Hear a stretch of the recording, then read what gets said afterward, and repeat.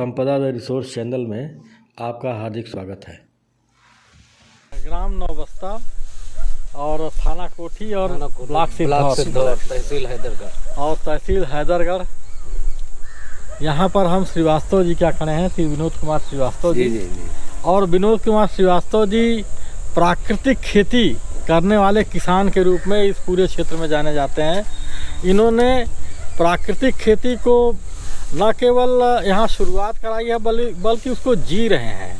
तो श्रीवास्तव जी, मैं ये जानना चाह रहा हूँ कि आप इस खेत में हम खड़े हैं, यहाँ पर आपने क्या बोई है और प्राकृतिक खेती के कौन कौन से आपने तरीके यहाँ पर अपनाए हुए हैं?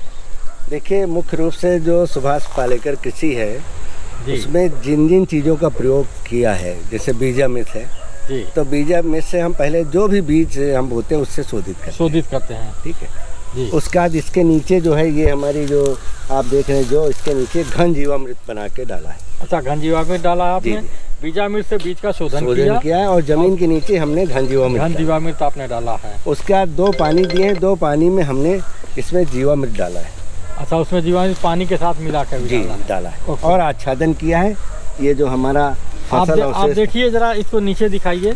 ये जो है आच्छादन, ये धान के पुआल का पूरे खेत में आच्छादन हुआ। लाइन इधर लाइए, इधर देखिए, ये जो है ये आच्छादन है, पूरा आच्छादन जो है किया गया है।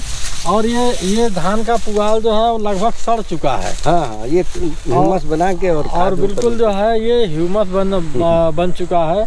और ये धान का पुआल सड़ करके पूरा खेत के खाद के रूप में उपलब्ध हो चुका है। कितना शानदार है, कोई कह नहीं। श्रीवास्तव जी, मैं एक चीज़ जानना चाहूँगा। देखिए, 2 चीज़ें हैं, एक तो जैविक खेती एक शब्द है जी, और दूसरा जो है प्राकृतिक खेती का एक शब्द है, जिसको लेकर किसान जो है आजकल बहुत कंफ्यूज सा है। देखिए सर, मोटा 4 तरह की खेती हमारे देश में प्रचार हो रहा है। एक तो रासायनिक, सभी जानते हैं जी, उसका जैविक जी, फिर शाश्वत खेती, वैदिक खेती, तरह तरह के हैं। हाँ। लेकिन मैं जहाँ तक कहूँगा, जैसे रासायनिक खेती है, ये भी एक तरह का बहुत बड़ा षड्यंत्र है, लेकिन ये समझना पड़ेगा। और जैविक खेती भी एक बहुत बड़ा, ये भी षड्यंत्र इसलिए कहूँगा कि इसमें जो केचुआ, देखिए ये हमारी बर्मी पिट है, 12 पिट है। मैं इसमें वर्मी कंपोस्ट बनाता था। हाँ। लेकिन जब मुझे गुरुजी ने बताया कि इसमें जो केचुआ है, आइसिनिया फोर्टिडा, ये कैडमियम और आर्सेनिक जैसे पदार्थ छोड़ता है, तो मैंने कहा एक तरफ रासायनिक खेती से हम इसलिए छोड़ रहे हैं कि उसमें जहर ज़्यादा हो रहा है, हमारी धरती विष मुक्त है, उसको हमें फ्री करना है। तो हम फिर वही काम करें कि हम वर्मी कंपोस्ट बना के, भाई जो जैविक खेती, वर्मी कंपोस्ट, नाडप कंपोस्ट, तो ये इतना कॉस्टली प्रोसेस है, कोई किसान सर्वाइव कर ही नहीं सकता है। अच्छा, तो ये बताइए, यहाँ जो बोया गया है, ये मैं देख रहा हूँ ये जौ की फसल है। जी। और आपने सरसों यहाँ लगाई हुई है, मटर डाली है बीच में, कुछ जो है मटर की भी पौधे यहाँ दिख रहे हैं। तो यानी कि मिक्स क्रॉपिंग जो है, मिक्स क्रॉप इसलिए जरूरी है क्योंकि जो हम लोग यूरिया का प्रयोग नहीं करते हैं। जी। तो जो हमारा प्रयास ये रहता है, एक दल के साथ 2 दल का हम वो करें, दोनों, क्योंकि दलहन की जो फसलें होती हैं जी, उनकी जड़ों में कुछ एक ऐसे बैक्टीरिया हैं, राइजोबियम बैक्टीरिया है जी, जो हमारे वातावरण वायु में 78.6% नाइट्रोजन है, वो फिक्स करके हमारे अन्य पौधों में मिल जाता है। इसीलिए देख रहे हैं आप कितनी सुंदर सी, कितनी बढ़िया। मैं देख रहा हूँ कि इसमें आपने बताया कि कोई आपने उर्वरक नहीं डाला है, एक दाना और आपने केवल जीवामृत, घनामृत का प्रयोग किया है। बस। और बीज का शोधन भी जीवामृत से किया है आपने। और ये फसल देखिए कितनी अच्छी है, कितनी मजबूत फसल है। जो लोगों को भ्रांतियां हैं कि प्राकृतिक खेती से जो फसल की जाएगी वह फसल जो है उतनी उत्पादकता उसमें नहीं होगी। उत्पादन का जो देखिए, किसान चिंतित क्यों है इसको लेकर के, इस विधा को लेकर अभी लोगों का दिमाग साफ नहीं हो पाया है, इसलिए कि पता नहीं होगा कि नहीं होगा, कंफ्यूजन क्रिएट किया जा रहा है कि कारण क्या है। जब हम यूरिया का, कोई हमारा विरोध किसी से नहीं है जी, क्योंकि जो यूरिया बनाते हैं वो भी चाहते हैं हमें विष मुक्त अन्न खाने को मिले। जी जी तो मेरा किसी से विरोधी नहीं, कीटनाशक बनाने वाला भी चाहता है कि मुझे विष मुक्त मिले खाने को। बिल्कुल बिल्कुल ठीक, मेरा उनसे उनका धंधा वो कर रहे हैं। हाँ, लेकिन हमें ये सोचना है कि जो हम अपना परिवार है, जी हम आने वाले अपने बच्चों के लिए, पीढ़ी के लिए क्या छोड़ के जा रहे हैं। हाँ, हम पानी क्या पिएंगे उसके विषय में सोचना है, बिल्कुल। हवा क्या लेंगे इसके विषय में सोचना, जमीन हम जो बंजर होती जा रही, आगे की पीढ़ी हमें क्या देंगी। बिल्कुल तो इसी सब पे सोच करके ये पूरा अभियान चलाया जा रहा है। जी। और इसी के तहत पूरा काम किया जा रहा है। तो अब मैं तो देख रहा हूँ कि अच्छा, ये सरसों की कौन सी वैरायटी है? ये सब देसी वैरायटी है तो पीली सरसों। जी घर में जो थी वही डाल दिया। अच्छा, ये बताइए कि हाँ, एक चीज़ जो है, जो बार बार ये प्रश्न उठाया जाता है कि जो देसी बीज हैं, प्राकृतिक खेती करने के लिए देसी बीजों का प्रयोग अनिवार्य रूप से करना होगा, तो लेकिन देसी बीजों में जो उत्पादन क्षमता है, इस पर भी प्रश्न उठाए जाते हैं बार बार। देखिए, आपको क्षमता, मैं तो 100% देसी बीज ही करता हूँ जी। कोई बाहर से भी आपको दिखाऊं, गेहूं भी मैंने 100 साल पुराना बीज वही डाला है। अच्छा। तो ये केवल भ्रांतियां फैलाई जा रही हैं जिससे लोग इसकी तरफ न बढ़ें, क्योंकि अगर ये बढ़ेंगे। ये जो जौ आपने बोया हुआ है शुद्ध देसी, इसकी उत्पादकता कितनी आपने पिछले सालों में ली है? अब देखिए, ये हमारा ये भी अभिनव प्रयोग। पहले मैंने सोचा, मैं यहाँ औषधि खेती करता था। हाँ। मैंने ये सोचा कि कम से कम दूसरे से कहने से अच्छा अपने लिए शुद्ध खाओ पहले। हाँ। हमसे बचे तब हम दूसरे के लिए सोचेंगे। जी। तो मेरा ये प्रयास है कि मैं अपनी थाली में 100% पूरा मैं प्राकृतिक उत्पाद ही खाऊं, विष मुक्त अन्न मिले। हाँ। क्योंकि आजकल आप देख रहे हैं ना कि जो तो ये नहीं, मुझे ये बताइए कि इसका उत्पादन कितना हुआ है जौ का? उत्पादन ये आप मान लीजिए कच्चे बीघे में 5 से 6 कुंटल। 5 से 6 कुंटल आपका जो है, तो ये आप मान लीजिए 5 कुंटल भी अगर आप करते हैं तो 1 एकड़ में 4 बीघे होते हैं। हाँ। तो 20-22 कुंटल। तो 20-22 कुंटल अगर होता है तो बहुत अच्छा है। देखिए, इससे सबसे बड़ा फायदा कि हमारा 1.5 गुना 2 गुना दाम में बिकता है। ये तो है ही है भाई। अगर आपका उत्पादन 50 कुंटल प्रति हेक्टेयर, आपके हिसाब से 50 कुंटल प्रति हेक्टेयर हुआ, तो मैं समझता हूँ ये तो बहुत अच्छा उत्पादन है। ये होता ही है, लेकिन तो बस ये है कि हम अगर पूरी विधि को, पूरी जो पालेकर जी का पूरा सिस्टम उसको फॉलो करेंगे तब होगा। अच्छा, ये नहीं कि मैंने जीवामृत डाल दिया। ठीक बात है।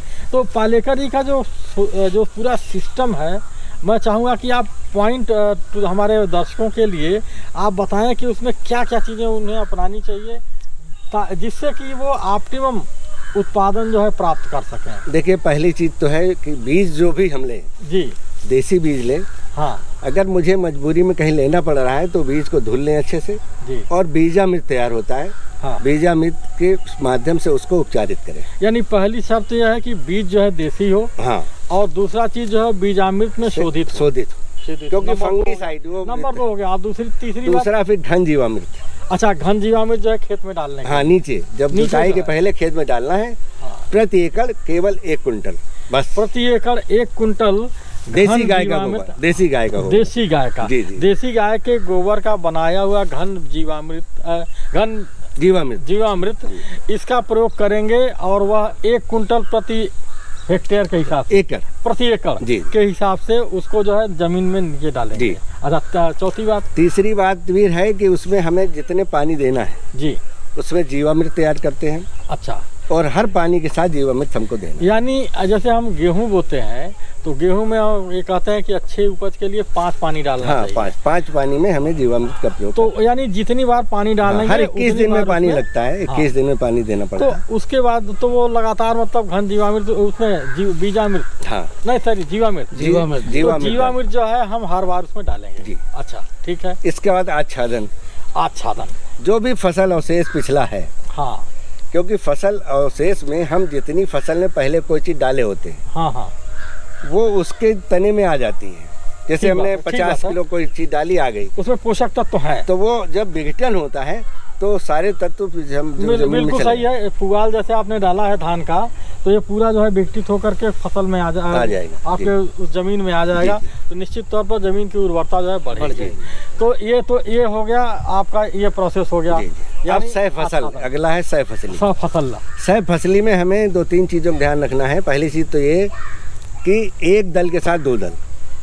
जो आपने जो है जी, जैसे मटर पड़ी है, मटर जरूरत नहीं थी, चना भी नीचे है, चना हमें लेना नहीं, लेकिन ये है कि हमारे यूरिया फिक्स कर गया, नाइट्रोजन फिक्सेशन के लिए आपने जो है इसको डाला है, चना भी डाला है, जैविक नाइट्रोजन, और जो है मटर भी डाला है। ये हमारे पूर्वजों द्वारा जो खेती की जाती थी पहले ऐसे होती थी, मिक्स क्रॉपिंग होती थी। मिक्स फार्मिंग वो करते थे, उसमें बहुत सारी फसलें एक साथ बो देते थे। अगर एक फसल का नुकसान भी हो जाए तो दूसरी इसको सपोर्ट कर देती थी। यही इसका मेन उद्देश्य था, सिद्धांत भी है ये प्राकृतिक। और दूसरा एक ध्यान रखना है कि जो हम सह फसल डाल रहे हैं, जी जी जी, वो मेन फसल से जल्दी तैयार होने वाली है। बिल्कुल ठीक बात है, बिल्कुल सही। अगर वो देर लगेगा तो दिक्कत होगी। तीसरी ये देखना है कि जो सह फसल है वो उससे अधिक ऊंचाई वाली ना हो, ऊंचाई वाली, कि मेन फसल हमारी दब जाए। बिल्कुल ठीक। तो इन्हीं कुछ बातों को ध्यान में रखते हुए हम तो आच्छादन आपने डाला, घन जीवामृत के बाद आच्छादन डाला, और इसके बाद बस मिक्स। अच्छा, इसके बाद जो कीड़े और बीमारियां लगते हैं इसमें, उसके लिए हम वैसे तो लगती नहीं, देखिए लगे कब शरीर में, जब हम ही हैं बीमार कब होते हैं, जब उसकी जो कमजोर होते हैं बीमार कमजोर होते हैं। अभी इम्यूनिटी पावर। तो ये बताइए कि इसमें आपने कोई कुछ नहीं, लेकिन हाँ, अगर कोई है तो उसके लिए 10 पर्णी अर्क हम बनाते हैं, उसका स्प्रे करा देते हैं। तो 10 पर्णी अर्क जो है उसका प्रिकॉशनरी यूज क्या करते हैं, या होने पर करना चाहिए? नहीं, देखिए कायदे तो होगा नहीं, लेकिन फिर भी प्रिकॉशन तो यही है कि कोई बीमारी लगने से पहले हमें कर देना।